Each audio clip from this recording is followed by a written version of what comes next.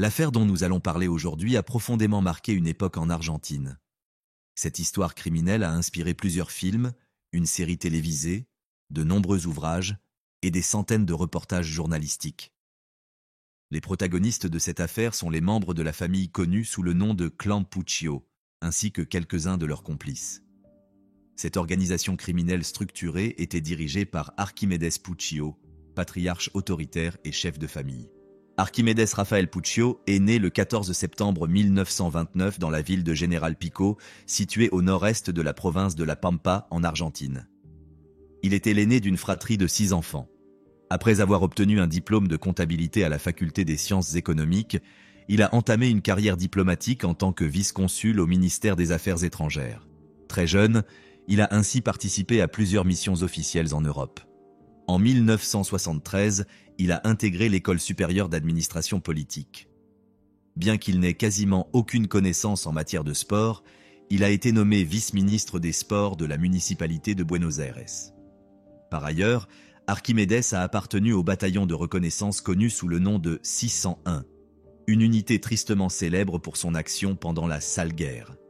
Ses membres auraient été impliqués dans l'enlèvement et l'assassinat de centaines de personnes.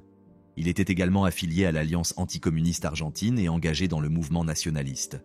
Pourtant, aux yeux de ses voisins, il apparaissait comme un homme discret, courtois et sans prétention, que l'on voyait parfois balayer calmement le trottoir devant sa maison.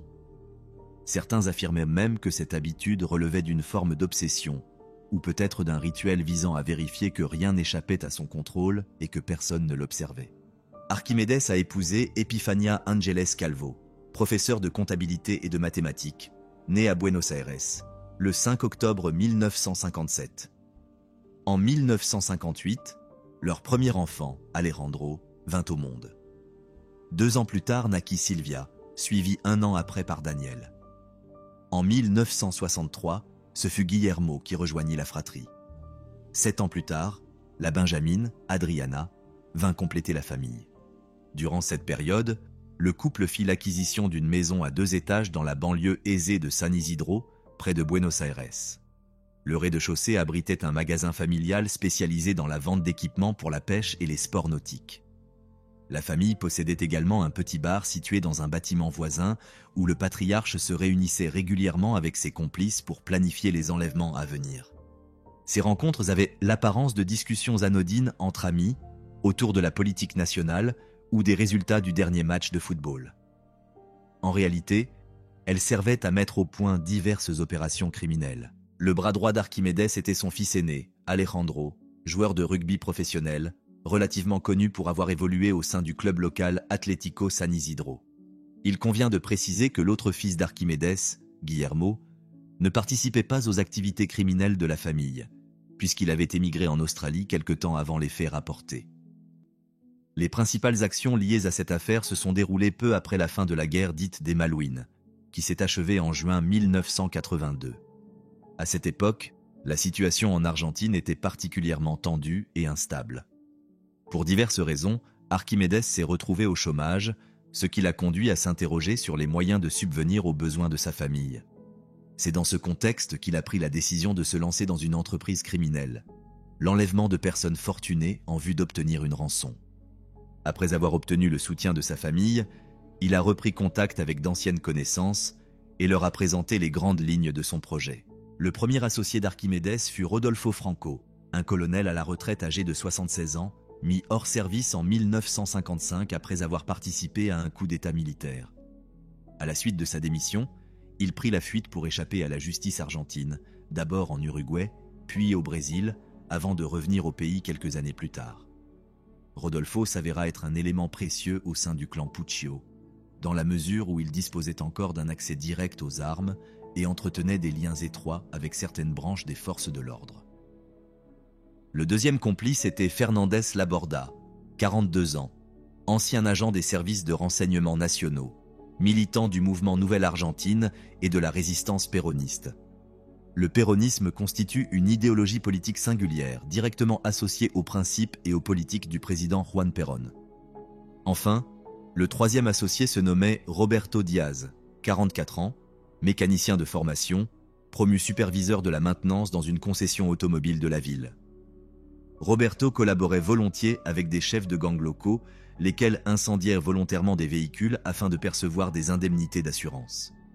Ce qui unissait ces trois complices, c'était leur orientation politique commune. Tous appartenaient à la droite péroniste. Mais à cette convergence idéologique s'ajoutait désormais une cause plus lucrative, l'enlèvement de personnes contre rançon. Ces opérations furent longuement mûries et méticuleusement planifiées. Au bout d'un certain temps, le nom de la première victime fit surface. Il s'agissait d'un homme nommé Ricardo Manouchian, un homme d'affaires influent et propriétaire d'une chaîne de supermarchés. Manouchian connaissait Alejandro, le fils aîné d'Archimédès. Il leur arrivait de faire du bateau ensemble et de passer du temps lors de sorties amicales. Malheureusement, cette relation n'empêcha pas l'homme d'affaires d'être enlevé. Ricardo poursuivait sa vie comme à l'accoutumée, sans se douter qu'il était suivi chaque jour et que chacun de ses déplacements était scrupuleusement observé, qu'il s'agisse de ses allées et venues au bureau ou de ses visites chez sa maîtresse. L'enlèvement eut lieu le jeudi 22 juillet 1982. Ricardo monta dans sa voiture pour rejoindre des membres de sa famille dans un restaurant de la ville. En chemin, son véhicule fut intercepté par une Ford Falcon. 3 hommes cagoulés et armés en descendirent. Archimédès Puccio, Rodolfo Franco et Fernandez Laborda. Ils ouvrirent brusquement la portière du véhicule, saisirent Manouchian de force et le traînèrent hors de la voiture. Ils lui attachèrent les poignets, lui enfoncèrent un sac épais sur la tête, puis le conduisirent au domicile de la famille Puccio. C'est peut-être à cet instant précis que le sort de Ricardo Manouchian fut définitivement scellé. Archimédès le fit monter par l'escalier en colimaçon jusqu'au premier étage, où il l'enferma dans une salle de bain préalablement aménagée. Cette pièce, pourtant désignée comme une salle d'eau, ressemblait davantage à une chambre de torture tout droit sortie d'un film d'horreur.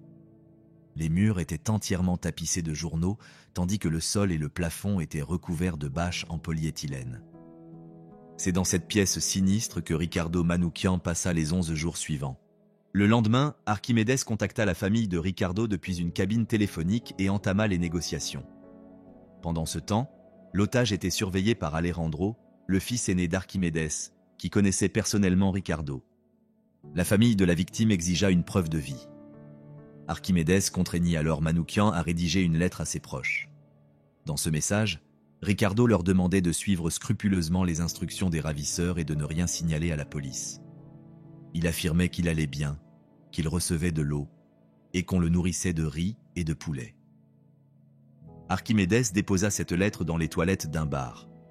Quelque temps plus tard, après s'être assuré que la lettre avait bien été récupérée et lue, il reprit contact avec la famille afin d'exiger une rançon de 250 000 $.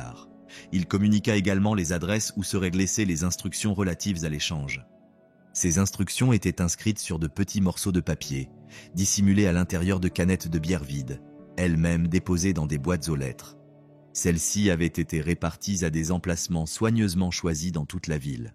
Quelques jours plus tard, Guillermo Manouchian, le frère de Ricardo, suivit les instructions et déposa une mallette noire contenant la rançon sur les marches de la cathédrale de San Isidro, à quelques rues seulement de la maison des Puccio, celle dans laquelle, au fond d'une salle de bain transformée, le captif était toujours retenu. Le jour même, Guillermo reçut un appel d'Archimédès, qui l'informa qu'il comptait libérer Ricardo le lendemain matin. En réalité, Alejandro, chargé d'apporter à boire et à manger à l'otage, craignait que Manouchian ne l'eût reconnu. Dès lors, une fois la somme exigée obtenue, les criminels décidèrent de modifier leur plan initial et d'éliminer Ricardo d'une manière radicalement différente. Ils lui administrèrent des somnifères, transportèrent son corps hors de la salle de bain et le déposèrent dans le coffre d'une voiture. Puis ils prirent la route en direction d'un lieu isolé, ouvrirent le coffre et abattirent l'otage de 3 balles. Le tireur aurait été Laborda. Il existe toutefois une autre version, selon laquelle chacun des complices aurait tiré une fois, afin de partager la responsabilité du meurtre dans une sorte de rituel collectif. Le corps fut ensuite jeté à terre, et les criminels placèrent à ses côtés une machine à écrire, celle-là même qui avait servi à rédiger les messages adressés à la famille de la victime. Plusieurs heures plus tard, les proches de Ricardo étaient toujours réunis autour du téléphone, attendant le dernier appel, celui par lequel les ravisseurs devaient annoncer que Ricardo avait été relâché. Enfin, l'appareil sonna. Mais à l'autre bout du fil, ce n'était pas la voix grave et glaciale d'Archimédès que l'on entendit, mais celle d'un policier, qui annonça que le corps de Ricardo venait d'être retrouvé, abandonné sur la rive d'un ruisseau. Ainsi, en l'espace de 11 jours, un groupe criminel organisé avait empoché une rançon et ôté la vie à un homme. Bientôt, ce fut au tour de la victime suivante, un homme de 25 ans nommé Eduardo Hall. Ingénieur industriel, relativement jeune marié, il venait tout juste d'apprendre qu'il venait d'être nommé président de l'usine sidérurgique fondée par son père, Florencio Hall. L'enlèvement eut lieu le 5 mai 1983. Comme chaque matin, Eduardo quitta son domicile pour se rendre au travail, mais n'y arriva jamais. Sa famille le chercha partout, en vain, aucune trace. Il semblait s'être littéralement volatilisé. Quelques jours plus tard, le père du jeune homme reçut un appel d'Archimédès qui l'informa qu'Eduardo avait été enlevé et lui ordonna d'attendre un prochain appel pour recevoir des instructions détaillées. Pendant ce temps, le jeune homme était séquestré dans un placard exigu, aménagé dans le bureau même de son ravisseur. L'enlèvement s'était déroulé selon un mode opératoire similaire à celui de Ricardo Manoukian. Quelques heures plus tard, Archimédès recontacta Florencio Hall et réclama une rançon de 350 000 $, ainsi que des preuves écrites attestant qu'Eduardo était toujours en vie. Il s'agissait de lettres manuscrites rédigées par le jeune homme lui-même, l'une adressée à son père, l'autre à son épouse. Dans ces lettres, Eduardo soulignait que l'argent va et vient, mais que la vie, elle, peut s'interrompre à jamais. Plusieurs jours s'étaient écoulés depuis le dernier appel, et les parents de la victime n'avaient toujours pas versé la rançon. Archimédès décida alors d'en réduire le montant à 200 000 $, puis suspendit tout contact avec la famille Hall pendant une semaine, préférant attendre une évolution de la situation. Durant ce laps de temps, les proches d'Eduardo demeurèrent sans la moindre nouvelle. Ils ignoraient s'il était encore en vie. Finalement, le ravisseur réapparut, mais cette fois-ci en s'adressant directement à l'épouse d'Eduardo. Il abaissa de nouveau le montant exigé, le ramenant à 100 000 $.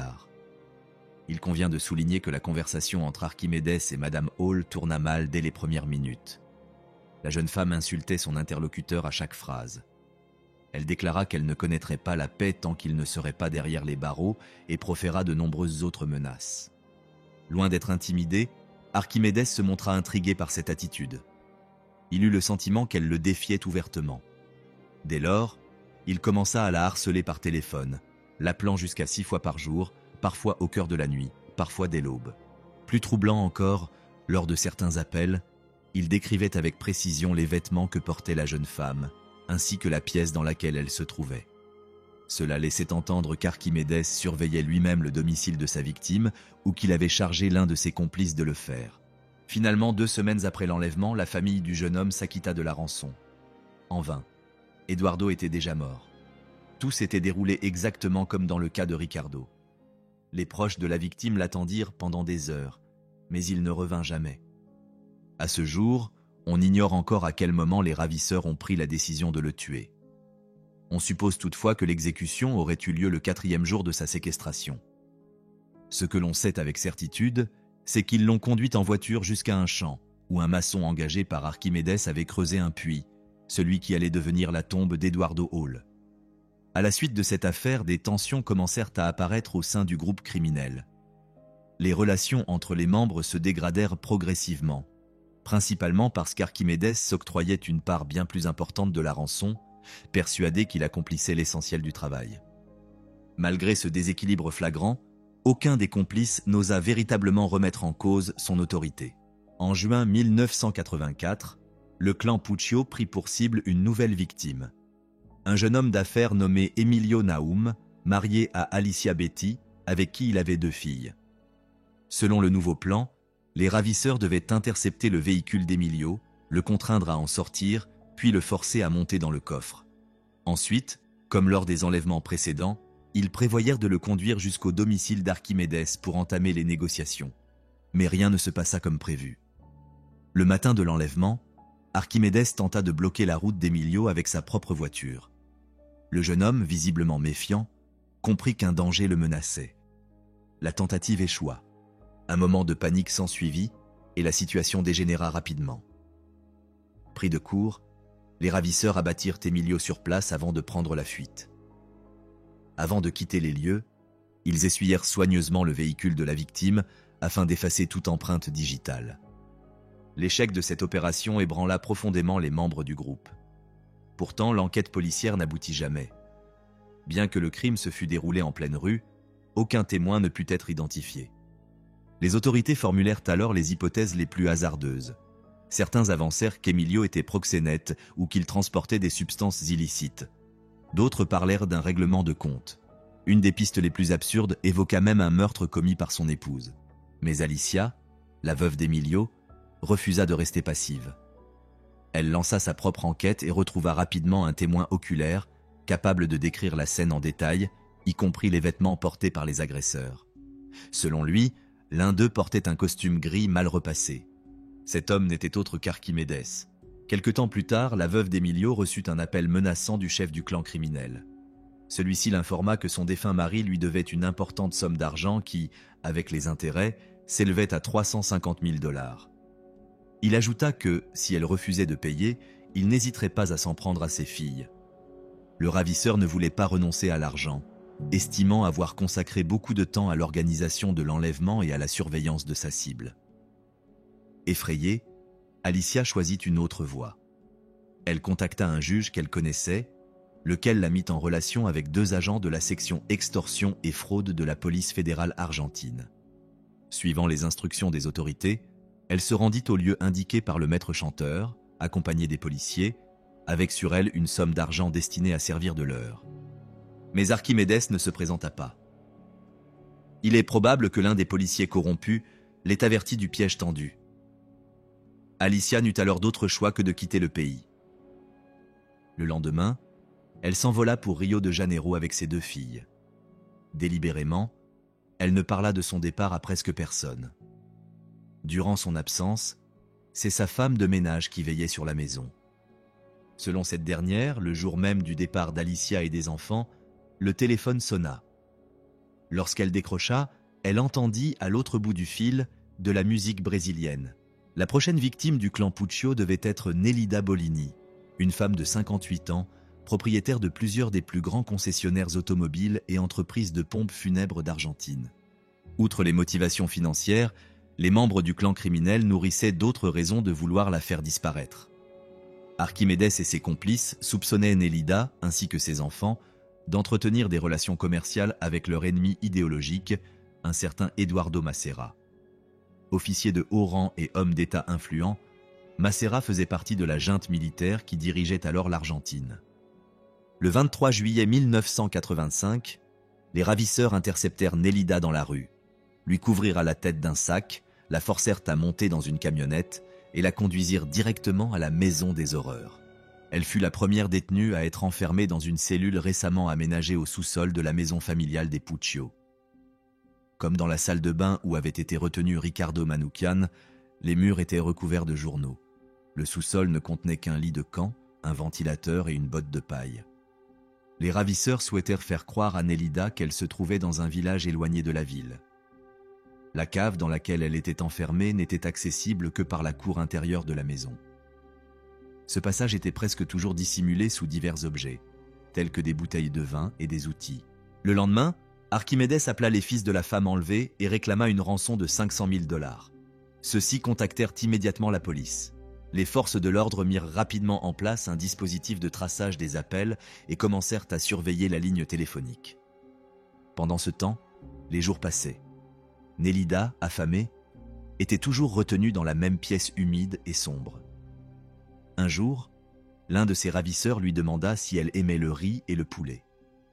Lorsqu'elle répondit que oui, il versa dans ses mains une poignée de riz cru, y plaça un os de poulet, puis s'éloigna en riant longuement. Nélida perdit toute notion du temps. Elle ne savait plus depuis combien de jours elle était enfermée, ni s'il faisait jour ou nuit. Par moments, elle se demandait si elle n'était pas déjà morte. Elle devait faire ses besoins dans un seau, vidé une fois par jour. La plupart du temps, elle était maintenue sous sédatifs et ne recevait pratiquement rien à manger. De son côté, Archimédès poursuivait ses appels aux enfants de la victime, exigeant le paiement de la rançon, sans se douter que toutes ces conversations étaient désormais écoutées par les enquêteurs.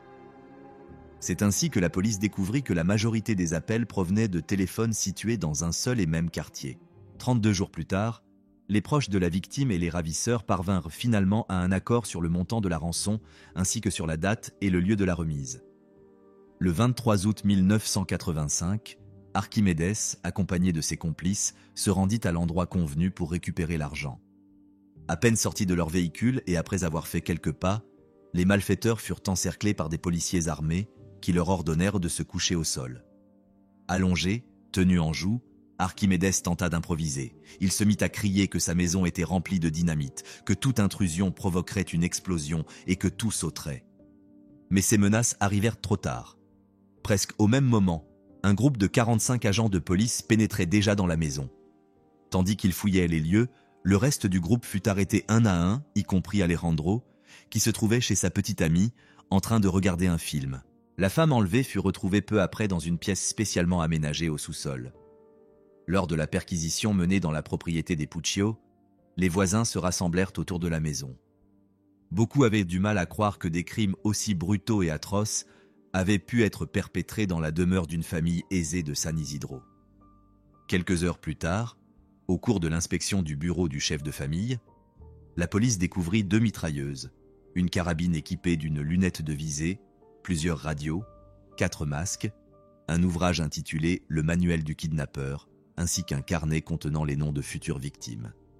C'est ainsi que l'on apprit que le clan projetait d'enlever au moins 10 autres personnes. Le nom du prochain prisonnier prévu, un homme d'affaires actif dans le secteur de la pêche, était déjà marqué d'une croix. Mais ce nouveau crime ne devait jamais avoir lieu. Le clan Puccio venait de tomber. Au poste de police, Alejandro Puccio déclara qu'il ne savait rien et surtout qu'il n'était en rien impliqué dans les activités de son père. Il affirma que les policiers l'avaient torturé afin de lui faire porter la responsabilité de certains crimes. De nombreux amis du jeune homme prirent sa défense et confirmèrent ses propos lors de leurs échanges avec les médias. Ils répétèrent à maintes reprises qu'Alejandro était probablement l'homme le plus gentil et le plus aimable de tout le pays. D'après les personnes interrogées, il est même possible qu'il n'ait jamais su que plusieurs personnes avaient été retenues contre leur gré, pendant de longues périodes, dans la maison familiale. Archimédès, quant à lui, se montra bien plus laconique dans ses déclarations aux autorités et à la presse. Il se contenta de répéter inlassablement la même phrase « Je n'ai rien à dire, je n'ai rien à voir avec les enlèvements ». Dans le même temps, les médias recueillirent les témoignages de proches des personnes enlevées. Alicia Betty, l'épouse d'Emilio Naum, exprima son indignation en déclarant que les membres de la sinistre famille Puccio avaient d'abord ôté la vie à son mari, avant de lui extorquer de l'argent, ce qui l'avait contrainte à quitter le pays pendant un certain temps. Guillermo Manoukian, le frère de Ricardo, se déclara convaincu que ces individus, membres du clan criminel, étaient directement impliqués dans l'enlèvement et le meurtre brutal de son frère. Il ajouta que si ces criminels venaient un jour à être relâchés, ils tueraient à nouveau, sans le moindre doute. L'épouse d'Archimédès, Epifania, ainsi que ses filles, bien qu'arrêtées dans un premier temps, furent relâchées par la suite, faute de preuves suffisantes à leur encontre. De leur côté, Fernandez Laborda, Rodolfo Franco et Roberto Diaz, directement impliqués dans les enlèvements, décidèrent presque aussitôt de passer aux aveux et furent condamnés à la réclusion criminelle à perpétuité. Quelques jours après leur arrestation, ils conduisirent les autorités jusqu'à l'endroit où Eduardo Olé avait été enterré. Le maçon qui avait creusé le puits, devenu la tombe du jeune homme, fut également arrêté. Bien qu'il ait tenté de justifier ses actes en affirmant qu'il construisait le puits à d'autres fins, les autorités rejetèrent cette version. Fernandez Laborda déclara plus tard qu'il regrettait de ne pas avoir tué Archimédès. Il affirma qu'il avait sa propre vérité, mais que celle-ci ne l'avait jamais quitté. En dehors de cette déclaration et de sa confession initiale, il ne prononça plus un mot. En 2020, il fut victime d'un accident vasculaire cérébral, perdit l'usage de la parole et mourut seul, sous surveillance constante. L'un des avocats de Laborda fut Alberto Fernandez, l'actuel président de la République argentine. Alejandro Puccio, fils et bras droit d'Archimédès Puccio, fut finalement condamné à la réclusion criminelle à perpétuité en 1985. Par la suite, il épousa une femme qui lui avait écrit pendant longtemps depuis l'extérieur. Il mourut en 2008 des suites de complications liées à une pneumonie. Archimédès Puccio fut lui aussi condamné à la réclusion à perpétuité en 1985. Durant son incarcération, Il géra la bibliothèque de la prison, apprit un nouveau métier et devint avocat. En 2008, après 23 années de détention, il fut libéré de manière anticipée. Une fois dehors, il se fiança à sa première cliente, une femme de 48 ans prénommée Graciela. Il mourut à l'âge de 84 ans, des suites de complications provoquées par un accident vasculaire cérébral, et passa les dernières années de sa vie dans la maison d'un pasteur évangélique à General Pico, sans jamais reconnaître ses crimes. Le corps d'Archimédès demeura à la morgue de la ville pendant une semaine, sans qu'aucune disposition ne soit prise pour organiser ses funérailles. La police contacta sa nièce afin qu'elle prenne en charge la veillée funèbre et l'enterrement, mais celle-ci refusa catégoriquement. Elle se contenta de récupérer quelques effets personnels du défunt, des livres, des magazines et des manuscrits. Les vêtements d'Archimédès, ainsi que son téléphone portable, furent enterrés avec son corps dans le cimetière de la ville de General Pico, dans une section que les fossoyeurs locaux appellent le lieu des oubliés. Les tombes y sont toutes identiques et ne se distinguent que par les inscriptions gravées sur les pierres. En réalité, il s'agit d'une vaste fosse commune. Aucune personne ne se présenta aux funérailles de l'ancien chef du clan criminel. Lors de leur dernière conversation téléphonique, son ex-épouse Epiphania lui déclara froidement qu'elle lui souhaitait une mort rapide. Quelques jours après cet appel, Archimédès apprit que sa fille Sylvia était morte d'un cancer. Il tenta alors de renouer le contact avec elle, mais elle lui répondit qu'elle comptait changer de numéro de téléphone pour qu'il ne puisse plus jamais la joindre. L'ex-épouse d'Archimédès, Epiphania, est aujourd'hui âgée de 91 ans. Elle porte toujours le nom de famille Puccio. La justice argentine n'est jamais parvenue à prouver son implication dans les enlèvements. Adriana, la plus jeune fille d'Epiphania et d'Archimédès, avait 15 ans au moment des faits. Il est peu vraisemblable qu'elle ait pu ignorer ce qui se passait dans la maison familiale. Elle travaille aujourd'hui dans la vente de bateaux. On sait très peu de choses sur Guillermo Puccio. Il aurait quitté l'Argentine pour l'Australie dès qu'il aurait soupçonné son père et son frère de préparer quelque chose d'illégal. Il ne serait revenu au pays qu'en 2020. En septembre 2000, Daniel Puccio fut arrêté par les autorités brésiliennes pour usage de faux documents. En 2015, le réalisateur argentin Pablo Trapero réalisa le film Le Clan, inspiré de l'histoire criminelle de la famille Puccio. Cette œuvre devint le film le plus rentable de l'année en Argentine. L'histoire du clan Puccio constitue un nouveau chapitre dans la mémoire d'une période sombre et violente de l'histoire argentine.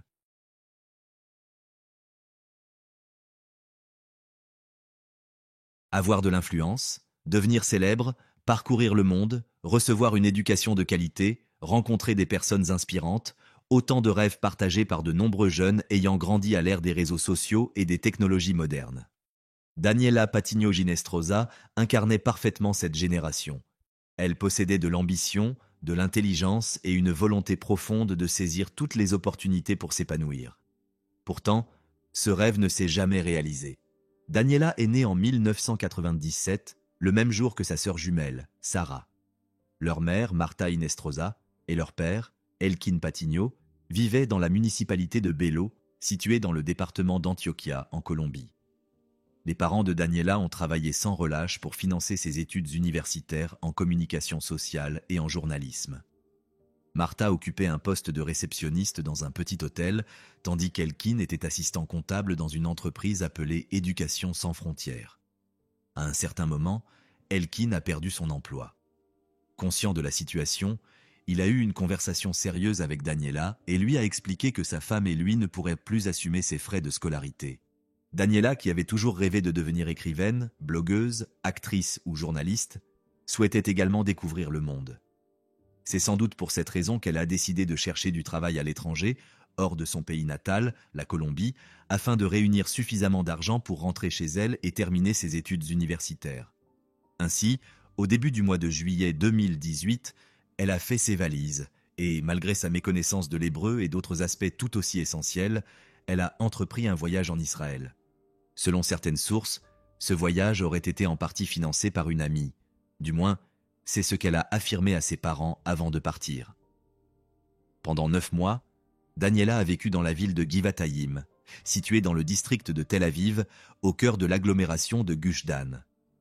Durant son séjour en Israël, elle a enregistré de courtes vidéos pour YouTube et publié des photos, principalement prises sur les plages locales. On sait que pendant cette période, Daniela a travaillé dans un restaurant pour économiser suffisamment d'argent afin de payer le semestre et atteindre l'objectif qu'elle s'était fixé avec sa sœur jumelle, Sarah. Aider leurs parents à faire face à la situation. La jeune fille ne rentre en Colombie qu'en avril 2019. Martha et Elkin s'attendaient à ce qu'elle reprenne ses études. Cependant, au cours des derniers mois, les projets de leur fille avaient radicalement changé. Désormais, Daniela n'a plus qu'une idée en tête. Partir en Espagne.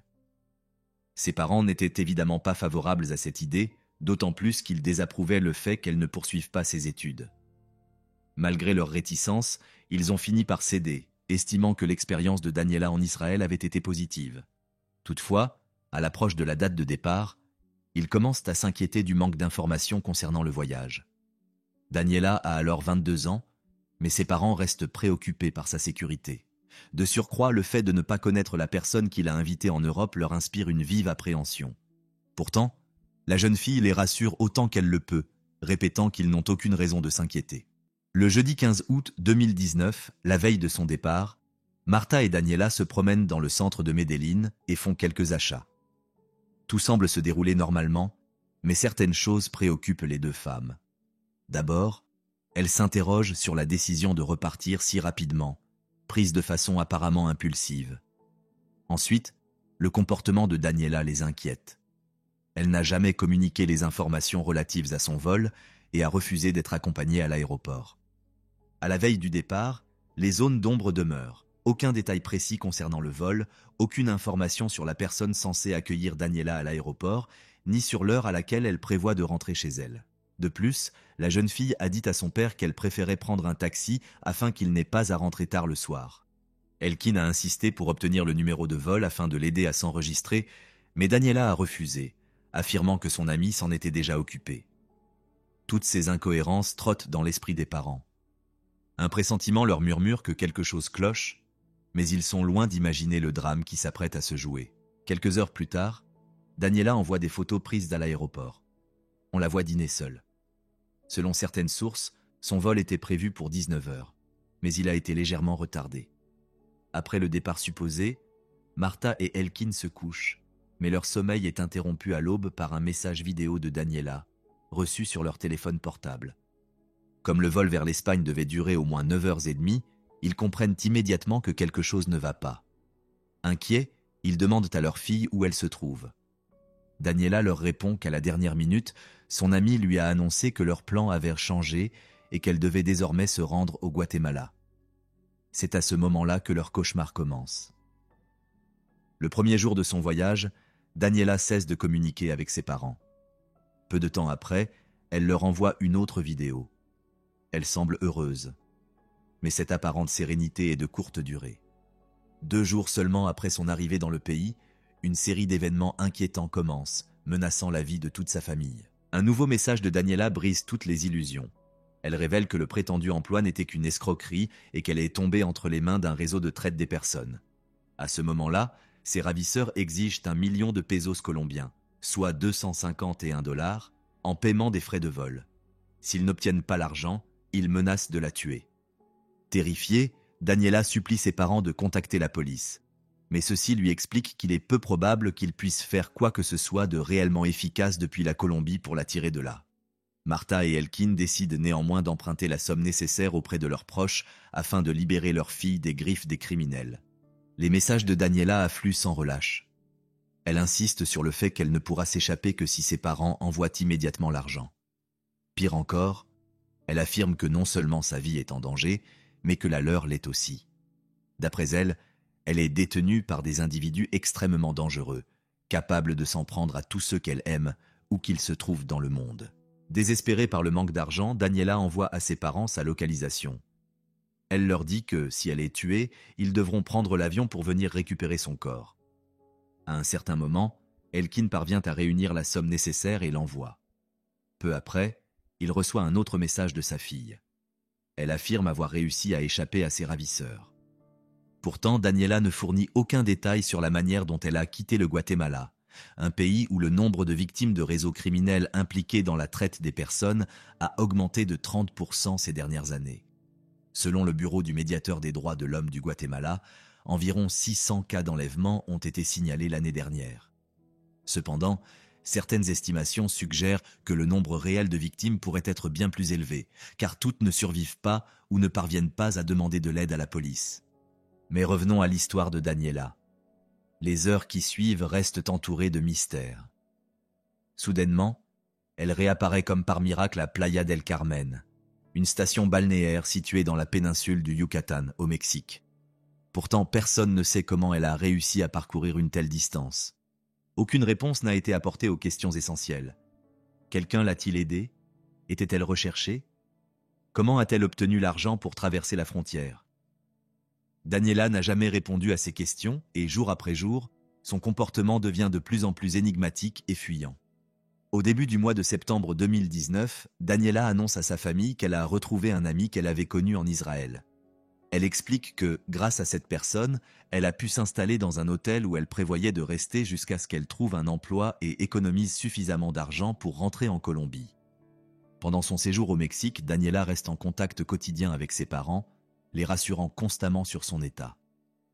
Elle leur envoie même des vidéos dans lesquelles Martha et Elkin la trouvent relativement sereine. Daniela raconte notamment qu'elle a visité le musée Frida Kahlo, l'une de ses artistes préférées.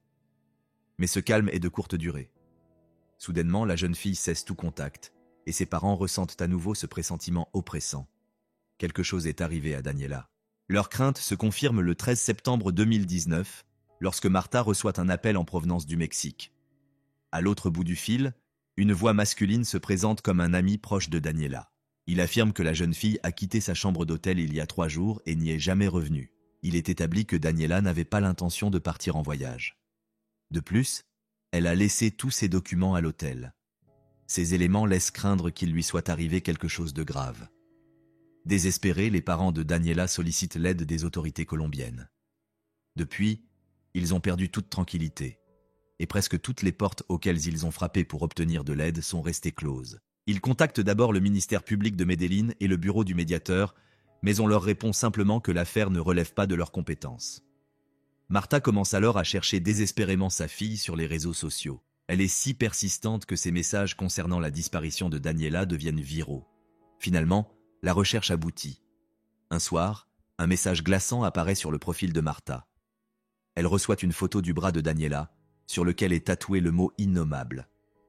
L'expéditeur du message demande à Martha si elle peut confirmer qu'il s'agit bien du bras de sa fille. Martha répond par l'affirmative.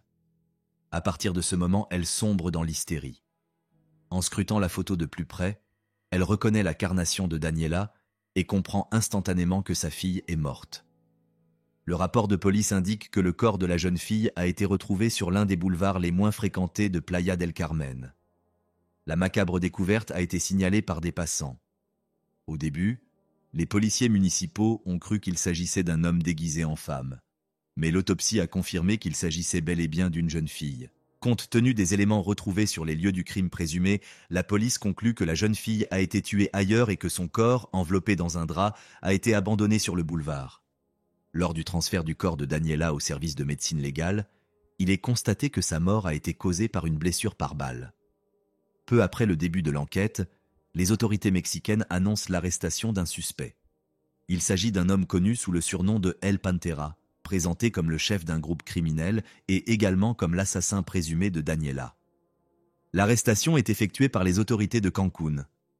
Par la suite, le procureur du secrétariat de la sécurité publique de l'État de Quintana Roo l'inculpe de crimes contre la vie humaine. En rapportant les activités illégales d'El Pantera, les autorités indiquent qu'il était le chef d'une cellule criminelle locale affiliée à un groupe appelé Los Pelones. La police commence à s'intéresser à lui pour la première fois en janvier 2019, lorsqu'il a ouvert le feu sans discernement sur un groupe de personnes dans un quartier de la ville. La principale raison de son arrestation réside dans les messages de menaces et d'extorsion qu'il avait envoyés à Daniela. Au moment de son interpellation, El Pantera est en possession de plusieurs armes à feu ainsi que de sacs contenant des substances illicites. Le groupe Los Pelones, déjà mentionné, a débuté ses activités criminelles à Cancún et dans d'autres stations balnéaires bordant la mer des Caraïbes au début de l'année 2017. C'est à cette période que ses membres ont pris le contrôle du trafic de drogue et d'autres activités illégales, dont la traite des personnes. Il convient de souligner que la traite des personnes au Mexique revêt des formes multiples et insidieuses. Selon un rapport publié en juin 2019 par une agence de presse influente, ces réseaux criminels emploient diverses stratégies pour recruter leurs futures victimes. Dans le cas des jeunes filles, comme Daniela, elles se voient promettre des emplois bien rémunérés à l'étranger. Mais en réalité, elles sont forcées de fournir des services sexuels. Quant aux femmes plus âgées, elles reçoivent des offres d'emploi domestique, mais les contrats se transforment rapidement en situation d'esclavage. Il est également avéré que de jeunes hommes sont attirés par la perspective d'un avenir meilleur. Cependant, ils sont souvent contraints de travailler comme vendeurs de drogue ou d'autres substances illicites. Selon la même publication, le nombre record d'agressions physiques de toutes sortes, associées à une hausse des meurtres, est attribué à l'influence des groupes criminels. Depuis 2000, environ 70% des condamnations prononcées dans l'État de Mexico, l'un des plus peuplés du pays, concernent le trafic de personnes. Cependant, en raison du niveau élevé de dangerosité, la majorité de ces affaires a été transférée aux procureurs fédéraux. Par ailleurs, selon les statistiques fournies par le Secrétariat de la Sécurité publique, plus de 3000 femmes ont été victimes de traite entre 2015 et 2019. En outre, un rapport du Comité des Nations Unies pour l'élimination de la discrimination à l'égard des femmes révèle qu'en 2019, au moins 9 femmes ont été assassinées chaque jour au Mexique. Le cas de Daniela a suscité une profonde inquiétude dans la société colombienne et a bouleversé l'opinion publique. Beaucoup ont vu en elle le reflet d'une génération de jeunes rêvant d'un avenir meilleur loin de leur pays d'origine. Comme Daniela, de nombreux Colombiens ont tragiquement perdu la vie sur le sol mexicain. Le cas de Wendy Patricia Bernal est sans doute le plus similaire. Selon le journal El Tiempo, en décembre 2018, Wendy s'est rendue au Mexique dans l'espoir de trouver un emploi et d'améliorer sa qualité de vie. Mais en mars 2019, son corps sans vie, criblé de balles, a été retrouvé à Playa del Carmen. Un autre crime atroce s'est produit en décembre 2017, lorsque le corps décapité de Joan Sebastián Espinosa Urrego a été découvert dans une rue de Cancún. Cette découverte a eu lieu peu de temps après que Joan, sa petite amie et 2 autres jeunes hommes ont été arrêtés par la police. Comme mentionné précédemment, Joan a été tué et les 3 autres ont disparu sans laisser de traces. Selon une enquête indépendante menée par le média numérique mexicain Proceso, un groupe influent composé d'anciens et d'actuels agents des forces de l'ordre serait à l'origine de ces crimes. Un autre drame a secoué la Colombie en 2015, lorsque les corps de 5 jeunes filles portant des marques évidentes de torture ont été retrouvés près d'une ferme mexicaine. Pour revenir aux événements entourant le cas de Daniela, il convient de préciser que ses parents ont non seulement dû endurer la douleur de la perte de leur fille, mais aussi affronter le pénible processus de rapatriement de sa dépouille. Les autorités mexicaines ont insisté sur le fait que les restes de la jeune fille ne se prêtaient pas à un transport prolongé, car ils étaient en état de décomposition avancée. Parallèlement, les proches de Daniela n'ont pas été autorisés à procéder à l'incinération, les restes pouvant encore être utilisés dans le cadre de l'enquête. Ce n'est qu'à la fin de l'automne 2019 qu'Elkin a pu se rendre au Mexique pour rapatrier les restes de sa fille. Mais ce voyage n'a pas été sans danger. Lui et sa femme ont reçu des messages menaçants de la part de membres d'un cartel mexicain, exigeant le paiement d'une prétendue dette contractée par Daniela. Après une série de démarches administratives éprouvantes, Elkin est finalement parvenu à rapatrier la dépouille de sa fille. À ce jour, la seule personne arrêtée reste El Pantera. Pourtant, les enquêteurs n'ont pas réussi à établir son implication directe dans le meurtre, laissant craindre que justice ne soit jamais rendue. En attendant, les proches de Daniela continuent de vivre avec le poids de son absence. Cette affaire s'est déroulée aux États-Unis d'Amérique.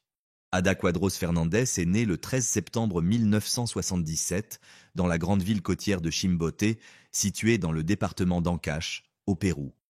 Elle est l'aînée de Victor Cuadros Reyes, vétérinaire de profession, et de son épouse, Luz Fernandez, enseignante.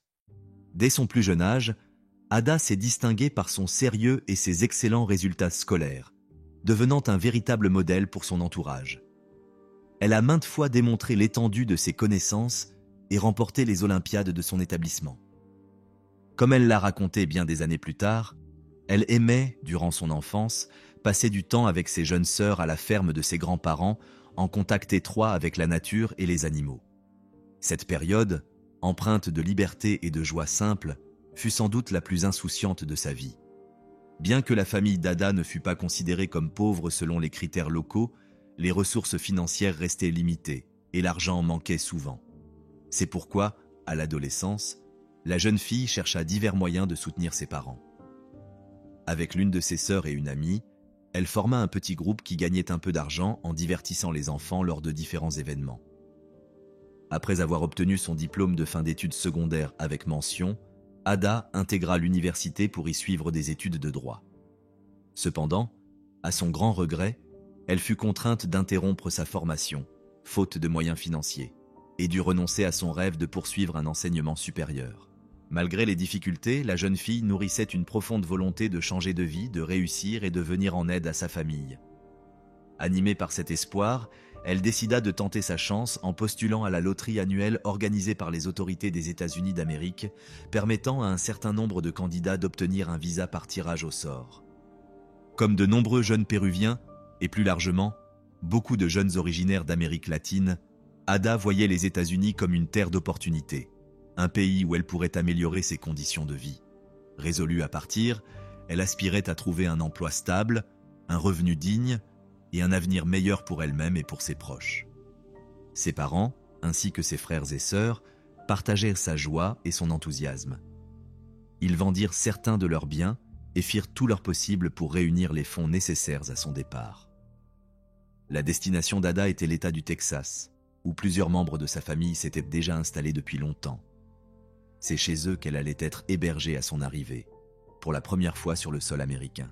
Au début de l'année 2004, Ada effectua enfin le déménagement tant espéré. Comme beaucoup de jeunes dans une situation comparable, elle débuta sa vie professionnelle aux États-Unis dans le secteur des services. Après un certain temps, elle changea d'emploi et obtint un poste au sein d'une entreprise spécialisée dans le placement de nourrices. C'est dans ce contexte qu'en exerçant cette nouvelle activité, Ada fit la connaissance de la famille Lazarczyk, une famille aisée. Celle-ci était composée de Michael, que tout le monde appelait Mike, de son épouse Renée, de leur fille aînée Alicia, ainsi que de jeunes jumeaux prénommés Ryan et Kyle. Mike et Renée étaient originaires du comté de Collin, dans l'État du Texas, et, à l'époque des faits, ils résidaient dans la ville de McKinney. Peu après leur mariage, Renée tomba enceinte de leur première fille, Alicia. Environ 4 mois après la naissance de cette dernière, elle découvrit qu'elle attendait de nouveau un enfant. Cette fois-ci, il s'agissait de jumeaux, Ryan et Kyle. La famille Lazarczyk recherchait une nourrice attentionnée en qui elle pourrait avoir une confiance totale pour s'occuper des jumeaux lorsque Renée reprendrait son travail. Alicia, quant à elle, était déjà bien intégrée à la garderie qu'elle fréquentait quotidiennement où elle s'était fait de nouveaux amis. Les parents décidèrent donc qu'elle continuerait à y aller, tandis que les jumeaux resteraient à la maison sous la garde de la nourrice. Mike et Renée reçurent plusieurs candidats en entretien. L'un d'eux était Ada. Elle leur parut la plus apte à remplir la mission qu'ils souhaitaient confier. Assez jeune sans être adolescente, elle avait environ 27 ans. Elle dégageait une impression de bonne santé, semblait physiquement robuste, polie et surtout dotée d'un caractère doux et équilibré. Renée proposa alors à Ada de commencer immédiatement afin qu'elle puisse passer quelques semaines ensemble. Elle voulait lui expliquer le fonctionnement de la maison, l'emplacement des objets et les attentes précises concernant la garde des enfants. Renée comptait également lui transmettre les connaissances qu'elle avait acquises lors de ses cours de préparation à l'accouchement et de soins aux jumeaux. Cela lui permettrait aussi d'observer directement la manière dont Ada s'occupait des 2 bébés, âgés d'un peu plus d'1 an. Ada, de son côté, posa quelques conditions. Elle précisa notamment qu'elle ne pourrait pas travailler plus de 18 mois auprès de la famille. Au départ, sa présence n'était prévue que durant la journée, mais, avec le temps, les parents des jumeaux lui demandèrent de passer la nuit sur place.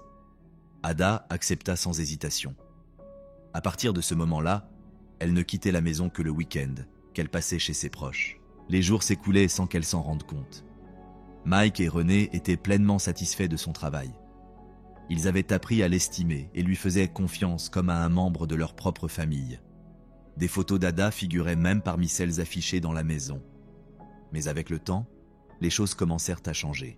Environ 1 an plus tard, au cours de l'été 2005, Ada informa ses employeurs que son oncle et sa tante s'apprêtaient à retourner au Pérou avant de s'envoler ensuite pour l'Allemagne. Il était évident, d'après le contexte, que la jeune femme avait l'intention de les accompagner. Tout semblait déjà organisé de son côté. Elle avait même acheté un billet d'avion pour le 29 octobre de la même année. La famille Lazarczyk prit cette nouvelle très mal. Avant tout parce qu'un tel départ aurait constitué, à leurs yeux, une rupture de l'engagement initial. Toutefois, après la surprise et la déception, ils finirent par comprendre la situation. Ils demandèrent alors à Ada de rester jusqu'à ce qu'ils aient trouvé une remplaçante, et lui demandèrent également de participer aux recherches. Ada accepta cette proposition. Néanmoins, à partir de ce moment-là, elle ne dormit plus dans la maison familiale. Chaque soir, elle rentrait chez ses parents et ne revenait qu'au petit matin. En raison du changement de situation et de la date imminente du départ d'Ada, les parents des jumeaux convoquèrent plusieurs nouvelles candidates à des entretiens en vue de lui trouver une remplaçante. Le 12 octobre, en journée, René téléphona à Ada pour lui demander de venir préparer des macaronis au fromage pour les enfants. La jeune femme répondit favorablement à cette demande et leur donna à manger, comme elle en avait l'habitude. Plus tard, lorsque René rentra à la maison, elle passa plus d'1 heure avec les enfants avant leur coucher. Tout semblait se dérouler comme d'ordinaire. Cependant, à 5 heures du matin, le jeudi 13 octobre, le petit Kyle se réveilla en pleurant. Cela était très inhabituel, car les jumeaux dormaient généralement bien et ne se réveillaient jamais d'eux-mêmes aussitôt. Il fallait toujours les réveiller. René finit par se lever et se rendit dans la chambre des enfants. Elle prit Kyle dans ses bras et le calma doucement jusqu'à ce qu'il se rendorme. 2 heures plus tard, le père des garçons entra dans leur chambre, les réveilla, les embrassa, puis les confia à la nourrice venue prendre son service ce matin-là. La fois suivante où René se réveilla, il était déjà plus de 9 heures. Elle passa un moment avec les jumeaux, changea la couche de Ryan, leur dit au revoir, puis quitta la maison pour se rendre au travail, comme à son habitude. Les enfants allèrent bien, rien ne paraissait anormal, si ce n'est le réveil matinal inhabituel de Kyle. Mais vers 13 heures, la situation bascula brusquement. Ada, visiblement très agitée, appela les services d'urgence. La jeune femme déclara qu'un des enfants dont elle avait la charge était tombé malade. Selon ses dires, il avait cessé de respirer normalement et était devenu bleu. Le régulateur des urgences lui demanda alors d'appeler une ambulance à l'adresse indiquée et de pratiquer une réanimation cardio-pulmonaire sur l'enfant. Ada suivit scrupuleusement les instructions jusqu'à ce qu'elle entende la sirène d'un véhicule de secours approcher. Quelques instants plus tard, les ambulanciers pénétrèrent dans la maison et prirent en charge le petit Kyle.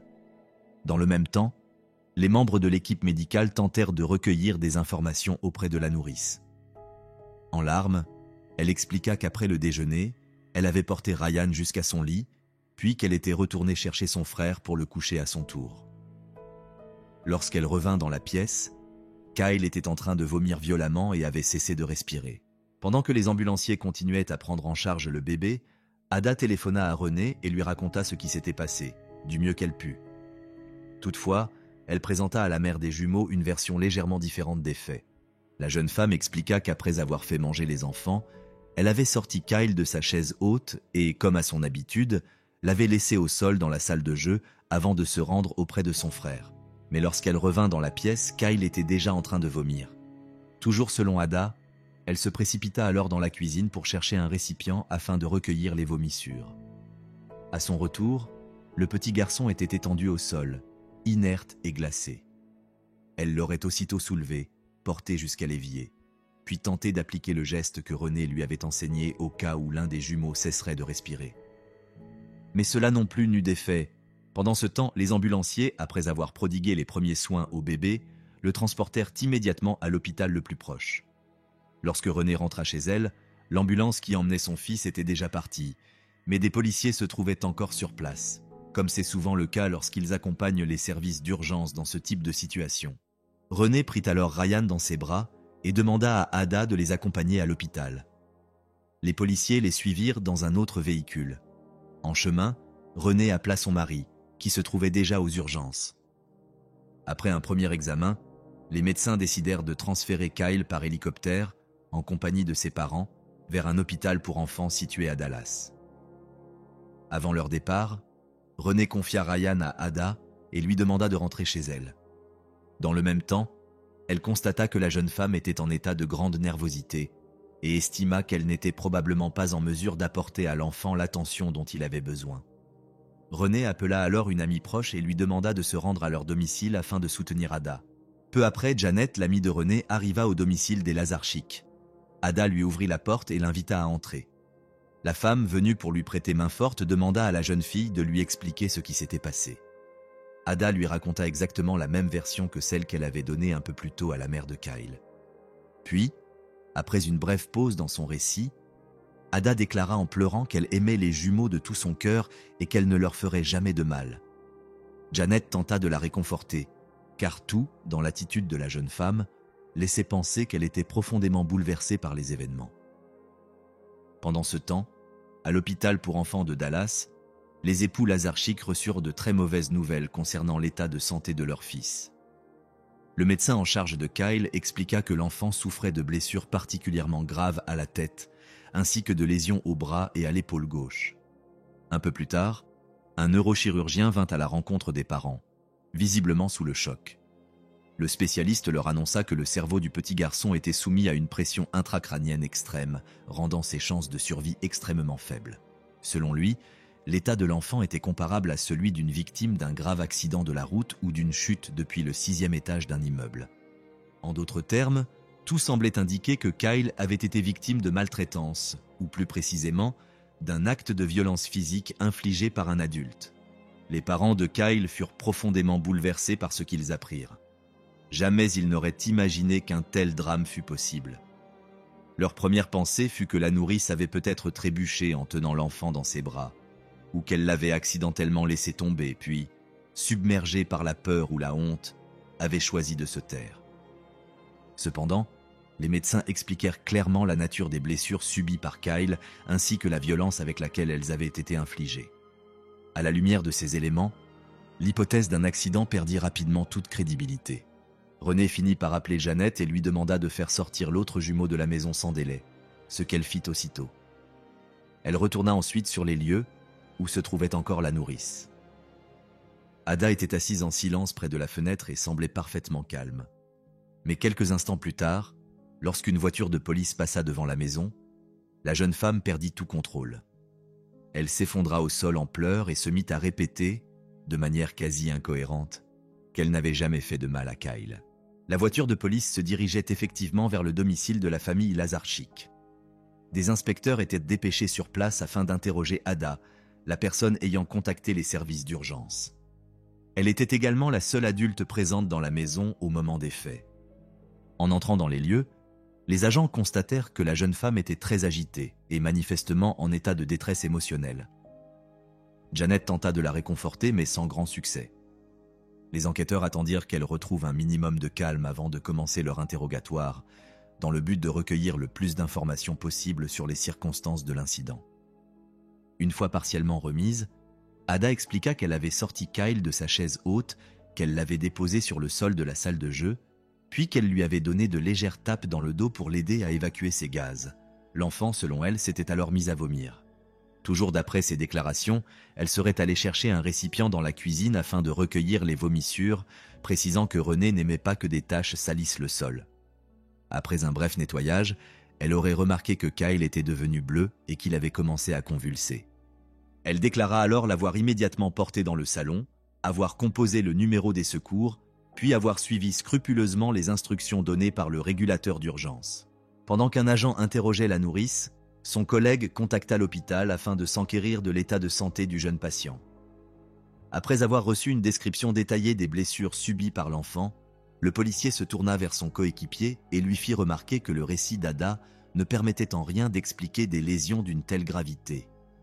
Face à cette observation, la jeune femme déclara d'abord que Kyle avait peut-être heurté sa tête pendant qu'elle s'était absentée de la pièce. Toutefois, les policiers constatèrent que le sol de la chambre était recouvert d'un tapis épais, ce qui rendait cette version peu plausible à leurs yeux. Cherchant une autre explication logique, Ada affirma ensuite que l'enfant avait pu se cogner la tête contre le cadre de la porte alors qu'elle le transportait d'une pièce à l'autre. À la demande des agents, elle montra comment, selon elle, le choc avait pu se produire. Les policiers examinèrent aussitôt le cadre en question, et plus précisément l'endroit supposé de l'impact, mais ils n'y relevèrent aucune trace de dommage. Malgré cela, Ada maintint cette version, insistant sur la violence du choc, en précisant qu'elle courait pratiquement avec l'enfant dans les bras. Pourtant, 1 minute plus tard, elle hésita, puis se contredit. il n'y aurait finalement pas eu de choc du tout. Elle affirma qu'elle avait toujours pris soin des enfants, qu'elle ne les avait jamais secoués et qu'elle n'avait jamais levé la main sur l'un ou l'autre des jumeaux. En conséquence, la police constata qu'Ada ne cessait de modifier sa version des faits. Les agents tentèrent de la raisonner et l'exhortèrent à dire la vérité, soulignant que ces informations pouvaient potentiellement sauver la vie d'un petit garçon. Mais, à leur grande déception, la jeune femme ne fournit aucune explication supplémentaire. À l'issue de l'interrogatoire, les policiers transmirent leurs observations à leur hiérarchie, puis placèrent Ada en garde à vue dans le cadre de la procédure en cours. Au même moment, d'autres agents arrivèrent au domicile de la famille Lazarchik et commencèrent immédiatement l'examen de la scène. Une fois leur travail terminé, Janet, qui se trouvait toujours sur place pour veiller sur la maison des propriétaires, entreprit de nettoyer. Alors qu'elle faisait le ménage, elle remarqua qu'un morceau de ruban adhésif dépassait de la porte d'un placard situé sous l'îlot de cuisine. En ouvrant cette porte, elle constata qu'elle était cassée et ne tenait que grâce au ruban. En tentant de la refermer, celle-ci s'effondra aussitôt. Cet état du mobilier lui parut étrange. Elle savait que René et Mike faisaient toujours preuve de la plus grande vigilance lorsqu'il s'agissait d'objets endommagés. En règle générale, ils les remplaçaient immédiatement afin d'éviter tout risque pour leurs enfants. Guidée par une intuition, Janet signala la porte défectueuse aux policiers.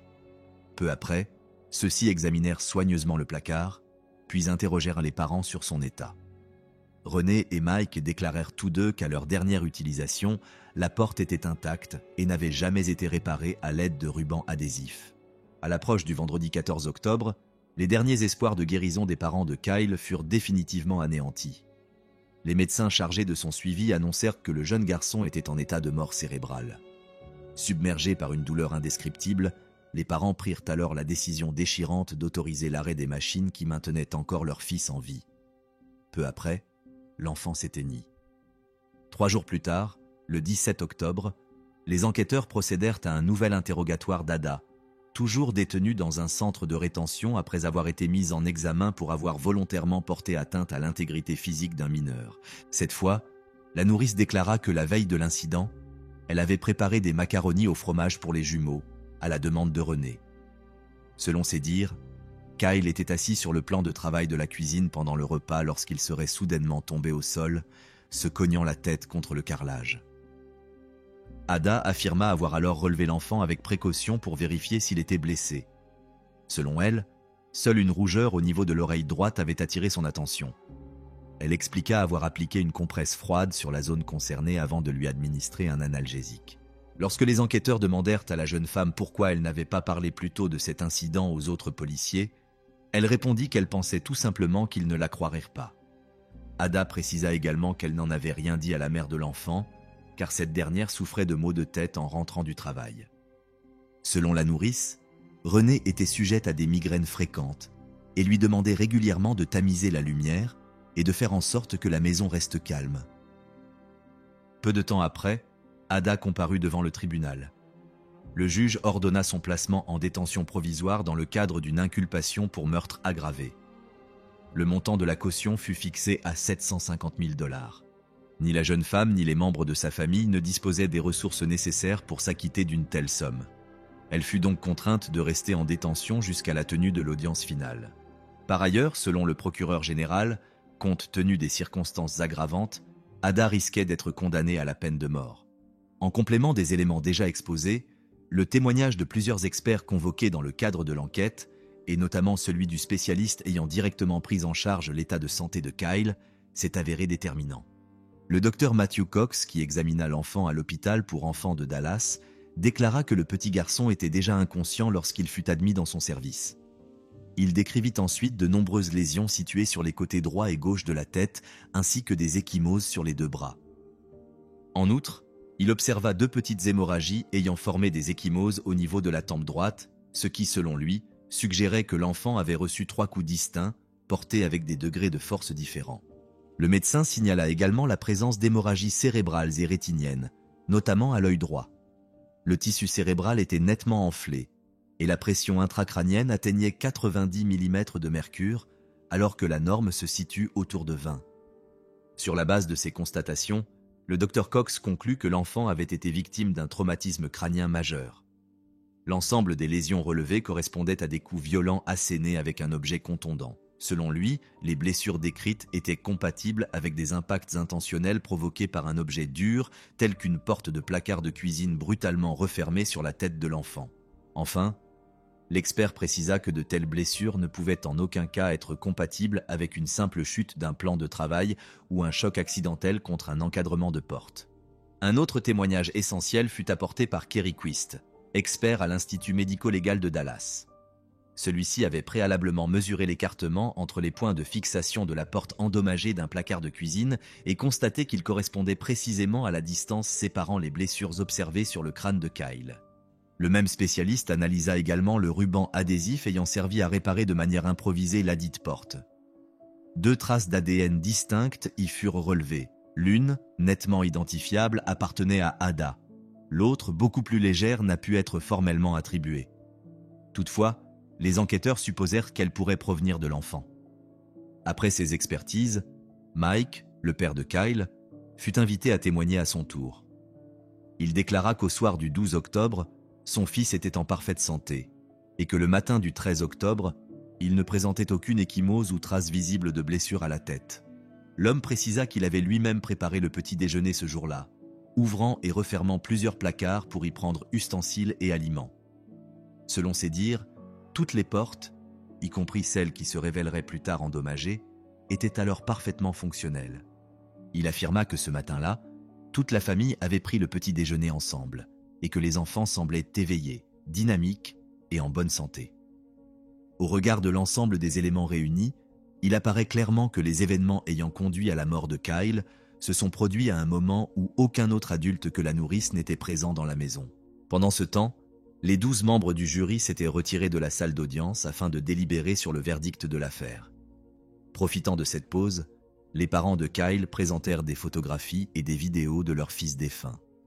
Ils retracèrent ensuite les grandes étapes de sa courte vie, depuis sa naissance jusqu'à son dernier souffle. La quasi-totalité des personnes présentes dans la salle furent gagnées par l'émotion et versèrent des larmes. Quelques heures plus tard, le jury fit son retour et l'audience reprit. Ada Quadros Fernandez fut reconnue coupable de meurtre avec préméditation sur mineur et condamnée à la réclusion criminelle à perpétuité sans possibilité de libération conditionnelle. À l'annonce du verdict, la mère d'Ada, venue spécialement du Pérou pour assister au procès, s'écria à sa fille qu'elle la ferait sortir de prison, quoi qu'il en coûte. À partir de ce moment, les parents de la condamnée entamèrent une campagne visant à contester la décision. Ils affirmèrent que le verdict ne reposait pas sur des éléments de preuve solides, mais qu'il s'agissait, selon eux, d'un acte de discrimination raciale. Ils soutinrent également que les avocats commis d'office n'avaient pas assuré une défense suffisamment rigoureuse. Par conséquent, les proches de la jeune femme condamnée prirent la décision de faire appel à des avocats chevronnés, capables de défendre au mieux les intérêts de leur fille et d'interjeter appel. Toutefois, engager de tels professionnels supposait des ressources financières considérables. Bien que la famille d'Ada ne disposât pas de cette somme, elle refusa de se laisser décourager. Au cours des mois suivants, ses membres sollicitèrent toute forme d'aide possible, tant auprès des autorités péruviennes que de la communauté latino-américaine. Ils déployèrent tous les efforts nécessaires pour réunir les fonds requis. Pendant ce temps, Ada elle-même, incarcérée dans une prison de haute sécurité, manquait toutes les occasions de faire entendre sa voix et de clamer son innocence auprès du public. Finalement, la persévérance et la mobilisation conjointe de la jeune femme et de ses parents finirent par porter leurs fruits. 3 ans plus tard, en l'an 2000, les représentants légaux d'Ada et de sa famille déposèrent un mémoire auprès de la Cour d'appel du district du Texas. Ce document concis présentait plusieurs arguments mettant en évidence des erreurs précises commises par le tribunal de première instance. Après lecture du mémoire, la Cour d'appel rejeta 3 des 5 moyens invoqués, mais reconnut le bien fondé des 2 autres. Cela suffit pour que les autorités décident d'annuler le jugement initial ainsi que le procès en raison de plusieurs irrégularités de procédure. À la suite de cette décision, la famille d'Ada entreprit à nouveau de réunir les fonds nécessaires à l'organisation d'un nouveau procès. Dans le cadre de cette campagne, elle alla jusqu'à solliciter le soutien du président du Pérou. Au milieu des démarches administratives et des préparatifs indispensables à la reprise complète du processus judiciaire, 3 nouvelles années s'écoulèrent. Le 10 juillet de l'année 2012, le processus de sélection des 12 jurés débuta. Ces personnes furent choisies par le système judiciaire parmi plus d'une centaine de candidats potentiels. Avec le soutien de son avocat, Ada continua de clamer son innocence. Toutefois, elle ne nia pas toute forme de responsabilité dans les faits. La défense fit valoir que, le 12 octobre, l'enfant était tombé de la table de la cuisine et s'était blessé à la tête. Selon la même version, la blessure aurait été aggravée le lendemain, lorsqu'Ada, courant d'une pièce à l'autre avec le garçon dans les bras, aurait accidentellement heurté sa tête contre le montant latéral de l'encadrement d'une porte. Cette fois, la défense de l'accusé étaya ses arguments à l'aide du témoignage d'un expert médico-légal invité, fort de 40 années d'expérience. Ce spécialiste confirma intégralement la version présentée par la défense. Il précisa notamment que certaines des lésions constatées sur Kyle auraient pu être survenues à l'hôpital, au moment de la pose d'un cathéter destiné à évaluer l'œdème cérébral. Cependant, ces déclarations furent vivement contestées par l'accusation. Par ailleurs, la défense fit également appel au témoignage d'un employé de l'entreprise ayant fabriqué les armoires de cuisine installées dans la maison des Lazarchik. Ce témoin présenta à la cour plusieurs hypothèses concernant les circonstances possibles de la détérioration de la porte de l'armoire. Toutefois, il n'exclut pas non plus que les faits aient pu se dérouler conformément à la version avancée par l'accusation. En fin de compte, les avocats de la défense soutinrent qu'il n'existait aucune preuve matérielle suffisamment solide pour justifier la condamnation d'Ada. Toutefois, l'accusation maintint fermement sa position, en mettant l'accent sur les conclusions des rapports médicaux, ainsi que sur les nombreuses contradictions relevées dans les déclarations successives de la jeune femme. Le moment le plus bouleversant du procès fut sans doute le témoignage déchirant du père de l'enfant décédé, qui raconta en détail les 2 derniers jours de la vie de son fils. Il tenta d'abord de décrire à la cour ce que représentait le fait de voir son enfant relié à d'innombrables tubes et appareils médicaux, maintenant artificiellement sa survie. Il évoqua ensuite le moment où tout espoir s'éteignit, avant de relater comment l'enfant fut débranché du respirateur artificiel et s'éteignit dans ses bras. À la fin du procès, la décision concernant le verdict reposait une fois de plus entre les mains des 12 membres du jury. Ils délibérèrent pendant 5 heures et demandèrent même à réécouter l'enregistrement de l'appel passé par la nourrice au service d'urgence. Finalement, ils déclarèrent une nouvelle fois Ada Quadros Fernandez, âgée de 33 ans à l'époque, coupable d'homicide volontaire sur un enfant. L'accusé fut donc à nouveau condamné à la réclusion criminelle à perpétuité sans possibilité de libération conditionnelle. Les parents d'Ada refusent toujours de croire à son implication dans la mort de l'enfant. Ils affirment qu'un tel verdict constitue un acte de discrimination raciale et restent déterminés à introduire un nouvel appel. De retour en détention, Ada intégra l'équipe de volley-ball du centre pénitentiaire. Elle apprit également le braille et remporta un concours de dessin grâce à une représentation de la Vierge Marie qu'elle décida ensuite de mettre aux enchères. En octobre 2007, les parents de Kyle engagèrent une action civile contre l'agence ayant recommandé Ada comme candidate au poste de nourrice.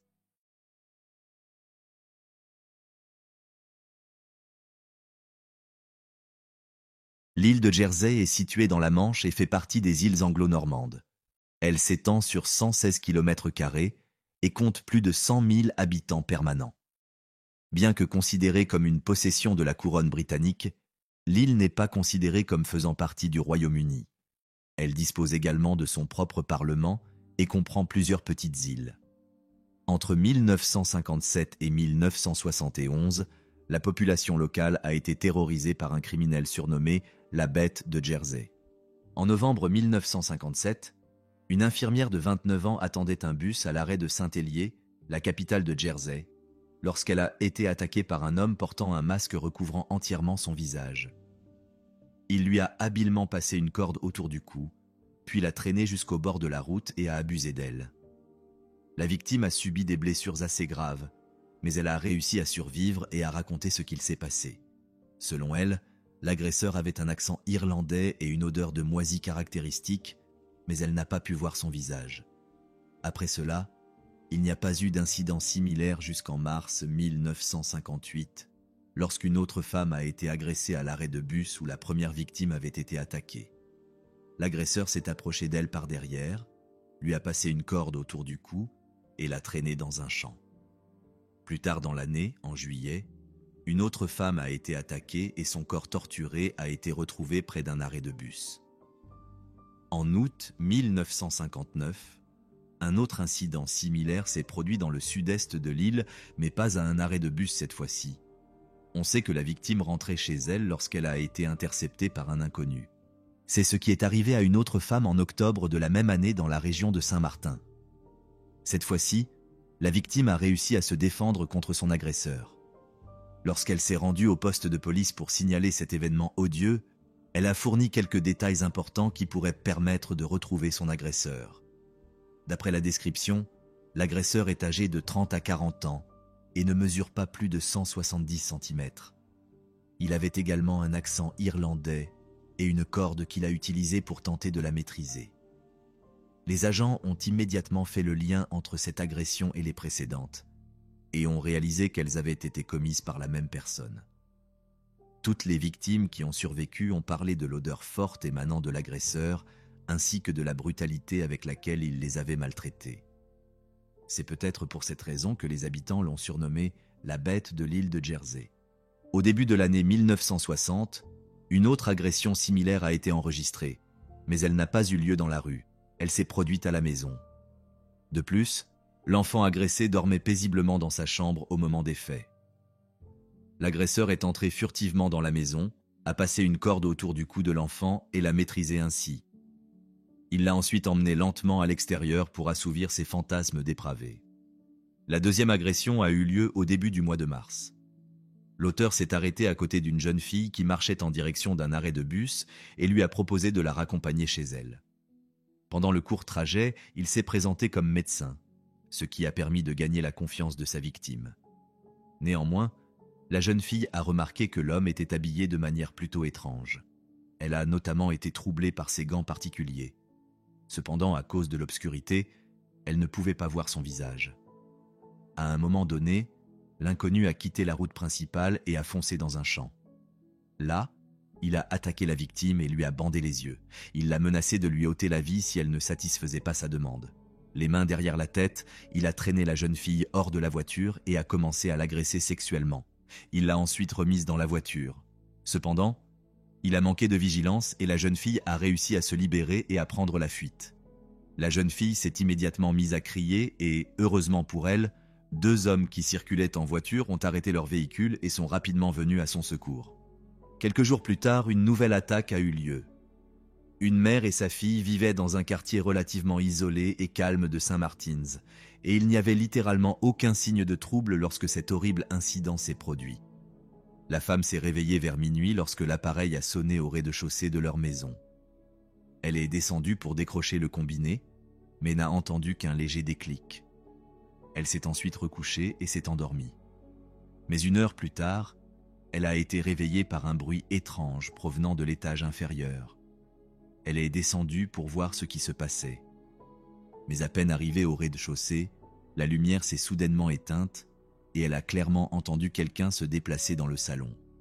Effrayée, elle s'est précipitée vers le téléphone pour appeler la police. Mais dès qu'elle a réussi à décrocher le combiné, elle a constaté que la ligne était coupée. L'inconnu, quel qu'il soit, avait apparemment réussi à couper les fils du téléphone. Puis, quelqu'un l'a attrapé par le cou et lui a demandé de lui donner de l'argent. Les cris de la femme ont immédiatement réveillé sa fille, qui est descendue. L'homme a alors lâché le cou de la femme, qui a profité de l'occasion pour courir vers la sortie. Très effrayée, elle a oublié de dire à sa fille de s'enfermer dans sa chambre et de ne pas sortir avant son retour. Arrivée à la maison la plus proche, elle a réveillé les voisins qui ont immédiatement appelé la police. Mais lorsqu'ils sont arrivés sur les lieux, l'agresseur avait pris la fuite. En avril de la même année, un autre incident similaire a été signalé. Une jeune femme de Groveville s'est réveillée tôt le matin en entendant un bruissement dans sa maison. Lorsqu'elle a ouvert les yeux, elle a vu un homme portant un masque monstrueux qui la regardait. La jeune fille s'est immédiatement mise à crier si fort que son voisin est venu à son secours. C'est la première apparition de l'homme au masque sinistre qui a terrifié toute la population de l'île pendant plusieurs années. Pendant un certain temps, personne n'a fait le lien entre cette attaque et les précédentes. Bien que le mode opératoire soit similaire, l'apparence de l'agresseur est quelque peu différente. En juillet 1960, un garçon de 8 ans a été enlevé devant chez lui. Un homme vêtu d'un imperméable l'a emmené dans un endroit isolé et l'a forcé à avoir des relations intimes avec lui. Étonnamment, après cet incident, les attaques ont cessé pendant un certain temps. Cependant, en février 1961, l'auteur des agressions a récidivé. Au total, 3 plaintes ont été déposées auprès de la police en février, mars et avril. Toutes concernaient des enlèvements d'enfants à leur domicile. À ce moment-là, la bête de l'île de Jersey sévit depuis plus de 3 ans et les policiers n'ont toujours pas réussi à l'attraper. Ils ont interrogé plus de 30 000 personnes et ont parlé à la plupart des habitants ayant un casier judiciaire. Mais ils n'ont jamais obtenu de résultats concrets. La presse était au courant de tous les détails de l'enquête et des manquements des policiers. Et tous les habitants étaient effrayés par la situation. Ils ont donc décidé de faire appel à un détective privé. L'une des premières actions de ce dernier a été de lancer un appel à la vigilance à l'attention de tous les habitants. Ils ont également reçu diverses instructions susceptibles de les aider à attraper le coupable. Au fil du temps, la police est arrivée à la conclusion que toutes ces attaques, bien qu'elles présentent quelques différences, avaient été commises par la même personne. Sur la base de cette hypothèse, un nouveau profil détaillé du suspect a été établi. On sait que l'auteur des faits attaquait le plus souvent la nuit, approximativement entre 22h et 4h du matin. Il commettait généralement ses attaques durant les week-ends. Il connaissait également très bien l'île, notamment les parties orientales. Il s'agit d'un homme âgé de 40 à 50 ans, de corpulence moyenne, mesurant au maximum 180 cm. Il avait un accent irlandais et une voix aiguë. Son visage était en grande partie caché sous un masque ou un foulard. Il pouvait porter une veste ou un imperméable jusqu'aux genoux. Il portait parfois un bonnet et des gants et dégageait une forte odeur d'humidité. Il portait une torche lors de ses attaques et suivait un schéma similaire à chaque fois. Il pénétrait dans les maisons par une fenêtre et s'emparait rapidement et silencieusement de ses victimes. Il leur bandait les yeux et leur passait une corde autour du cou. Il les emmenait ensuite dans un endroit isolé où il les maltraitait. Pendant les agressions, il parlait beaucoup. Il évoquait parfois sa femme et sa défunte mère, qu'il aurait tuée à cause de ses problèmes d'alcoolisme. Il était également un fumeur régulier. Toutes ces caractéristiques étaient courantes sur l'îlot, et si l'un des habitants avait le moindre indice sur l'identité de cet homme, il devait immédiatement contacter la police. Grâce à la diffusion de ces informations, l'auteur des faits a abandonné sa poursuite. Aucun nouvel incident n'a été signalé pendant 2 ans. Pendant tout ce temps, l'île a pu profiter d'une paix très attendue. Cependant, en avril 1963, la bête de l'île de Jersey refait surface et commet plusieurs attaques en même temps. En juillet 1964, ce dernier s'en prend à une petite fille dans le quartier de Trinity. Le mois suivant, une nouvelle attaque survient dans le quartier familier de Groveville. Après cela, une nouvelle période de calme s'ensuivit. En 1966, les autorités reçoivent une lettre étrange d'un homme qui prétend être la bête de l'île de Jersey. Dans cette lettre, il évoquait le crime parfait qu'il comptait commettre. Le criminel promettait également de laisser des indices permettant de l'arrêter. Lorsque la lettre a été reçue, les autorités ont pensé qu'elle avait peut-être été écrite par le criminel recherché. Après cela, on n'entendit plus parler d'autres attaques jusqu'en août 1970, lorsqu'un adolescent fut réveillé par une lumière vive qui inonda la pièce. Lorsqu'il ouvrit les yeux, il découvrit un homme portant un masque monstrueux et une longue cape qui tenait une torche enflammée dans sa main droite. Il menaça le garçon de revenir faire du mal à ses parents s'il ne se taisait pas, puis il le conduisit à l'extérieur, le pencha vers lui pour l'intimider et le laissa partir. L'adolescent était très effrayé et sous le choc. Il a néanmoins réussi à décrire ce qui lui était arrivé. Mais le plus important n'était pas cela, mais les blessures laissées sur son visage et son corps. Elles étaient absolument identiques à celles trouvées sur la plupart des victimes précédentes. À l'époque, de nombreux habitants de Jersey pensaient qu'un homme nommé Alphonse le Gastelois, un fermier et un pêcheur excentrique, était à l'origine de toutes les attaques. Les gens étaient persuadés que c'était lui qui avait perpétré les attaques, car il correspondait à la description de l'auteur présumé mieux que quiconque. Certains sont même allés jusqu'à mettre le feu à sa maison. Cependant, cet événement a confirmé son innocence, car les restes de l'incendie n'ont révélé aucune preuve de sa culpabilité. L'homme s'est ensuite retrouvé sans abri et a décidé de quitter l'île, mais les attaques n'ont jamais cessé. Vers minuit, le 10 juillet 1971, 2 policiers en patrouille dans la région de Saint-Hélier ont aperçu une voiture Morris, 1100 franchir un feu rouge. Les policiers se sont immédiatement lancés dans une course-poursuite qui n'a pas duré plus de 5 minutes.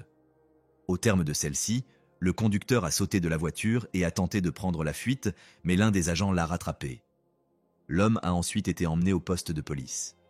Les patrouilleurs ont alors remarqué les vêtements inhabituels du détenu. Il portait un manteau en lambeaux qui descendait jusqu'aux genoux et dont les revers étaient hérissés de pointes. Des bandes de tissu étaient enroulées autour de ses poignets sur lesquels étaient plantés des clous. Son pantalon et sa cape étaient également en lambeaux. Pour une raison inconnue, il l'avait également glissé dans ses chaussettes. Il portait également des bottes noires et rugueuses aux pieds, dont l'odeur forte d'humidité indiquait la présence.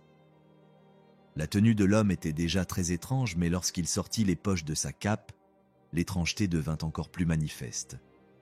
Parmi les objets qu'il y avait dans ses poches, il y avait une petite torche, un bonnet de laine, 2 longs lacets, plusieurs paquets de cigarettes vides, un écheveau de ruban adhésif, ainsi qu'une perruque noire et un hideux masque en caoutchouc aux multiples plis. Interrogé sur son accoutrement étrange et la raison pour laquelle il tentait de se cacher des agents de patrouille, il a répondu qu'il se rendait à une fête singulière. Il a ensuite déclaré que les clous et les pointes sur ses vêtements étaient nécessaires pour le protéger des personnes qui pourraient tenter de l'attaquer. Il n'a rien dit non plus au sujet du masque et de la perruque effrayant. Il ne savait tout simplement pas comment s'y prendre pour expliquer cette tenue. Plus tard, les policiers ont remarqué qu'il y avait des marques visibles de ruban adhésif sur son visage, indiquant qu'il avait clairement mis son masque peu de temps avant d'être arrêté. Le lendemain, les autorités ont procédé à une perquisition au domicile du détenu. Il ne faisait plus aucun doute qu'il s'agissait de la bête de l'île de Jersey. Cependant, ce qu'ils ont trouvé à l'intérieur de la maison les a choqués au plus haut point. Une porte menant à une pièce secrète a été découverte dans la chambre principale. Lorsque les agents ont ouvert la porte, ils ont été immédiatement frappés par une odeur âcre de moisi.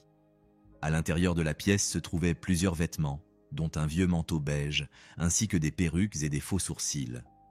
Un appareil photo était accroché à l'un des murs, ainsi que plusieurs photos de maisons et un hôtel de fortune sur lequel étaient disposés divers objets ayant apparemment un rapport avec la magie noire.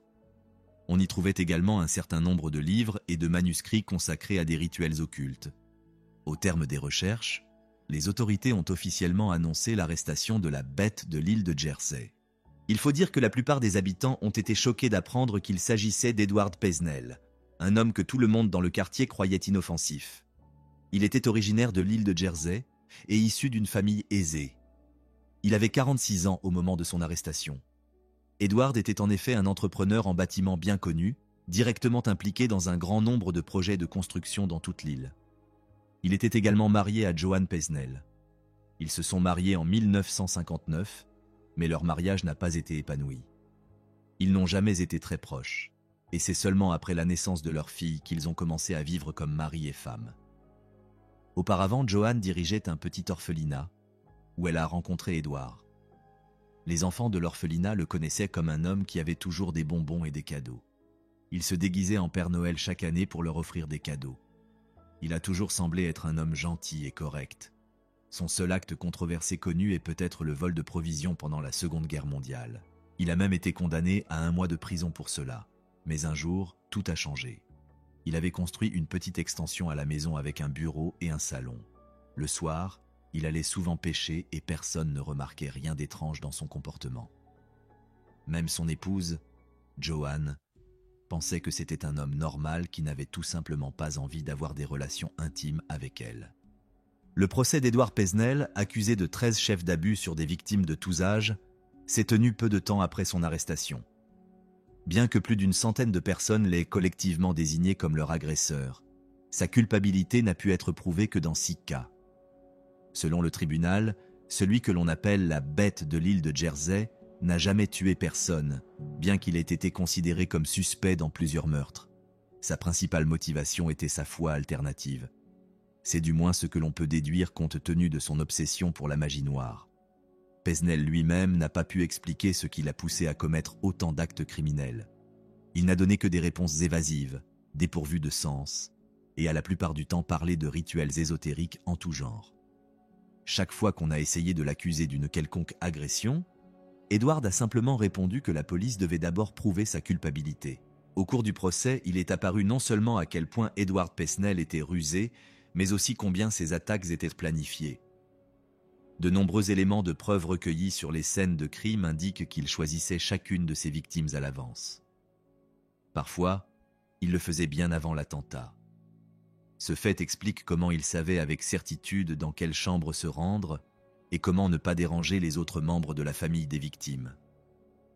Edward, plus que quiconque, savait comment entrer et sortir de la maison le plus discrètement possible. Quant à l'accent irlandais qu'il utilisait lors des attaques et aux cigarettes qu'il laissait souvent sur les lieux du crime, c'était uniquement pour semer la confusion parmi les enquêteurs. Edward ne fumait d'ailleurs même pas. Le masque qu'il portait était conçu non seulement pour se déguiser, mais aussi pour terroriser ses victimes. Il lui était ainsi plus facile de s'emparer de leur esprit. Les clous et les pointes sur ses vêtements étaient placés de manière à ce que la victime se blesse en essayant de résister. La lettre remise à la police, dans laquelle l'auteur parlait fièrement de ses actions et de ses projets, a bien été écrite par Edward lui-même. Après plusieurs examens médicaux, il a été établi qu'il était un homme d'une incroyable méchanceté. Il n'était toutefois pas malade mentalement. Il commettait des crimes parce que cela lui procurait un immense plaisir. En fin de compte, il n'a fallu que 38 minutes au tribunal pour rendre un verdict préliminaire concernant l'ensemble des chefs d'accusation. Edward a été maintenu en détention jusqu'à ce que le jugement final soit rendu. Peu de temps après, il a été condamné à 30 ans de prison. Pesnel a ensuite tenté de faire appel de la sentence, mais son appel a été rejeté. Il n'a toutefois purgé que les 2/3 de sa peine de 30 ans de prison et a été considéré comme un prisonnier modèle. Une fois libéré en 1991, Edward est retourné chez lui. Il n'a toutefois pas vécu longtemps sur l'île de Jersey, car les habitants ne lui ont littéralement laissé aucun répit.